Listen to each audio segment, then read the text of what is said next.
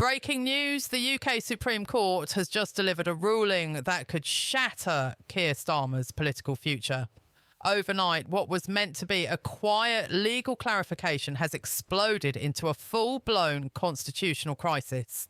One that's left even Labour insiders in disbelief.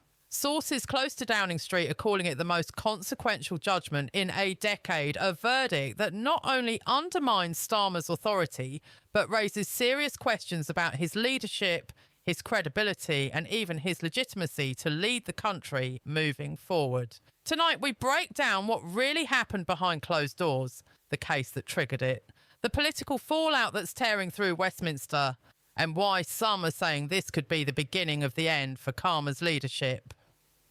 For months, whispers echoed through Westminster that something was brewing. A quiet legal challenge that few took seriously.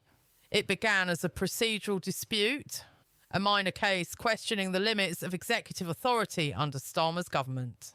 But behind those legal arguments was a political time bomb waiting to explode.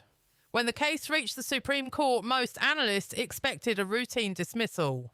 Yet what came instead was a verdict so sharp, so unexpected, that it's now being described as a direct blow to the Prime Minister himself.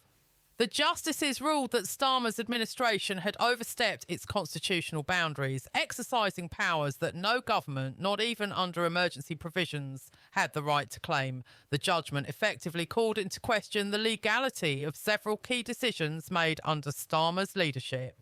Decisions that shaped policy, spending, and the very structure of his authority. Within minutes of the ruling being published, senior figures inside Labour were said to be in a state of panic. One insider reportedly described the mood as utter disbelief, like the floor had just dropped from under us. This was no longer just a legal technicality. It was a challenge to the foundation of Starmer's power. Opposition MPs seized the moment instantly, calling for immediate accountability. Questions began to surface. If the court found these actions unconstitutional, what else could be hiding beneath the surface? And as the political storm grew, one truth became clear. This was not just a legal defeat, it was the beginning of a reckoning that could rewrite the balance of power in British politics.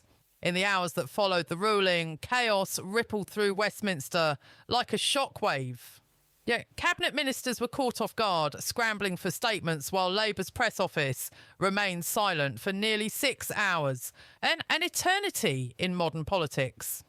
Behind the scenes, aides rushed between offices. Phones rang unanswered, and Starmer himself, according to one insider, was visibly shaken but defiant. The opposition wasted no time. Conservative and Reform MPs flooded the airwaves, calling the verdict proof of what they've long claimed, that Starmer's government had become arrogant, overreaching and disconnected from the rule of law. Nigel Farage went further, declaring that this judgment exposed the rot at the heart of Labour's leadership.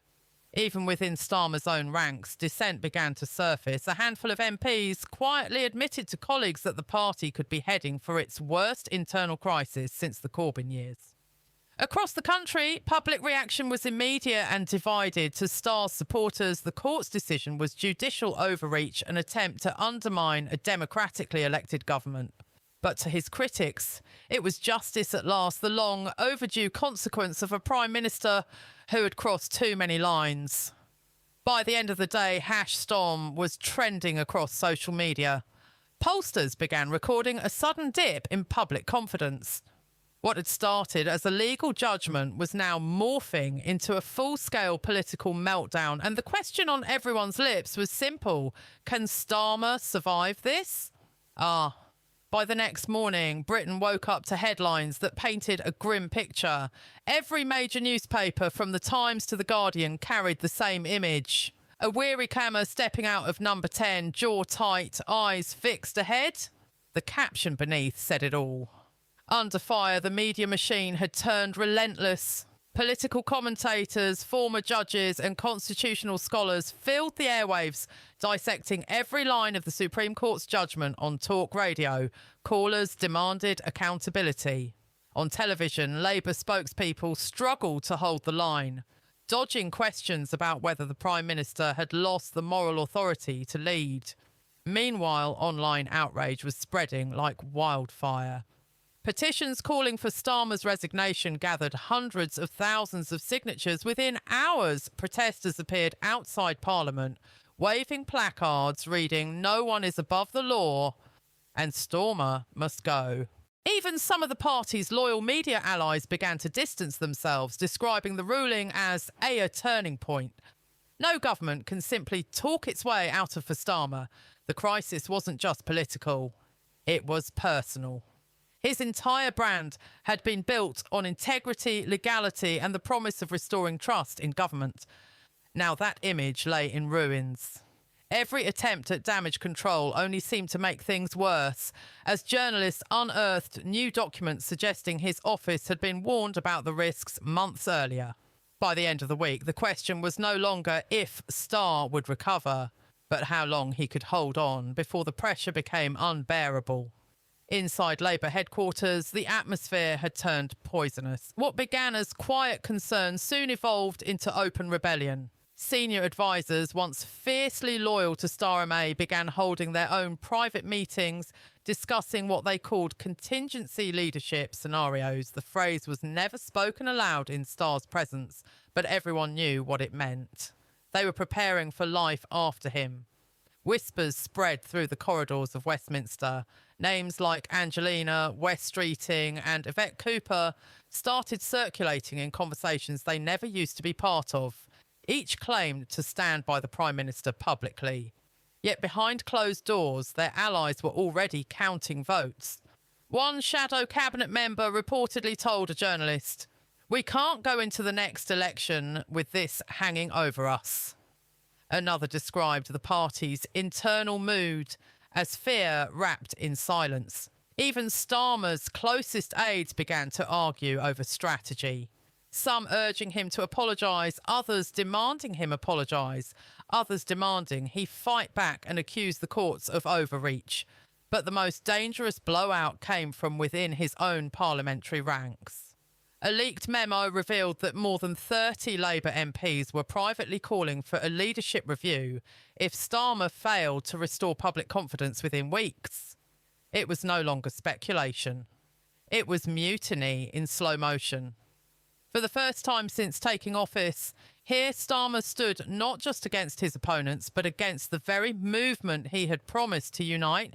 And as the cracks widened, his grip on power began to slip quietly, but unmistakably. When the pressure became unbearable, Keir Starmer finally stepped before the cameras. It was late evening, a hastily arranged address from Downing Street, watched by millions across the nation. His face was pale, his tone measured, but beneath the composure was the unmistakable strain of a man fighting to keep his world from collapsing. He began with defiance. Starmer insisted that the government had acted in good faith, guided by what he called the needs of the nation. He framed the Supreme Court's ruling as a moment of constitutional debate, not political wrongdoing. "I will not be distracted," he declared, "from delivering what the British people elected us to do." But his words failed to land, as intended analysts immediately called the speech cold, even defensive. Viewers saw not strength, but desperation.